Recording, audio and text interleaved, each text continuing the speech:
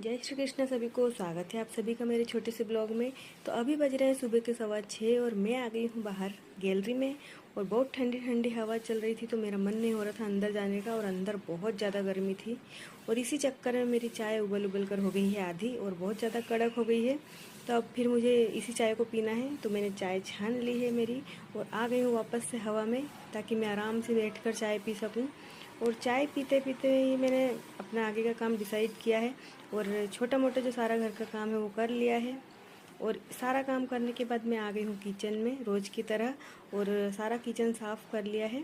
और मुझे अपने हाथों से काम करना पसंद है, क्योंकि मुझे किसी और के हाथों का काम पसंद नहीं आता है।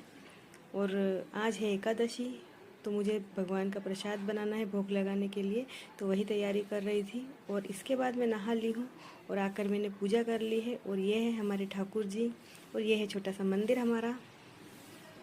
और पूजा करने के बाद मैं जा रही हूँ किचन में, क्योंकि किचन में जो हमारा पानी भरने का स्थान होता है ना, जहाँ हम पीने का पानी रखते हैं, वो हमारा पितरों का स्थान होता है। तो मैं वहाँ भी आ गई हूँ, वहाँ पर भी मैंने पूजा कर ली है और पितरों का आशीर्वाद लिया मैंने।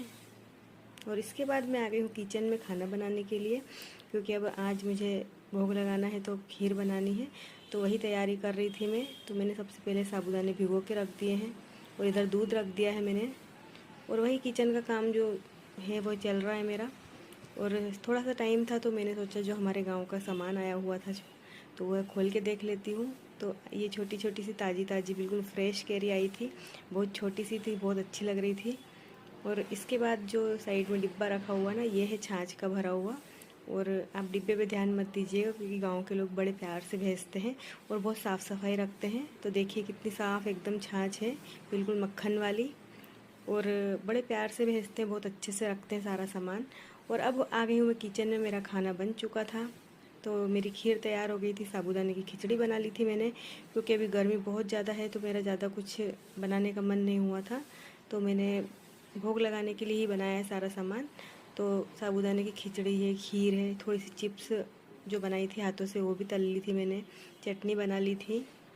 और थाली तैयार हो रही है मेरी, ताकि मैं जल्दी से जाके पूजा कर लूँ, भोग लगा दूँ। और वैसे भी 1 डेढ़ बज चुके थे, बहुत ज़्यादा लेट हो गई थी खाना बनाने में मैं।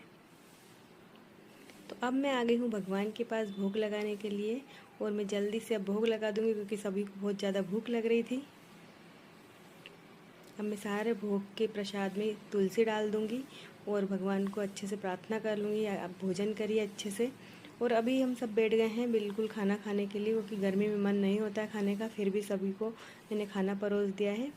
और आपको मेरा ब्लॉग कैसा लगा छोटा सा, आप मुझे ज़रूर कमेंट कर